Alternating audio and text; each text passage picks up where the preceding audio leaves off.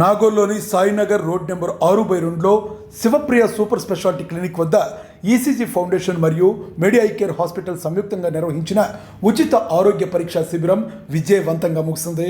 ఈ శిబిరానికి చింతల అరుణ సురేందర్ యాదవ్ ప్రత్యేక ఆతిథ్యం ఇచ్చి వైద్య బృందాన్ని అభినందించారు. ఉదయం 9 గంటల నుండి మధ్యాహ్నం 1 గంట వరకు జరిగిన ఈ శిబిరంలో 200 మందికి పైగా ప్రజలు వివిధ వైద్య సేవలను పొందారు. జనరల్ హెల్త్ చెకప్, కంటి పరీక్ష, దంత పరీక్ష వంటి వైద్య సేవలను అందించారు.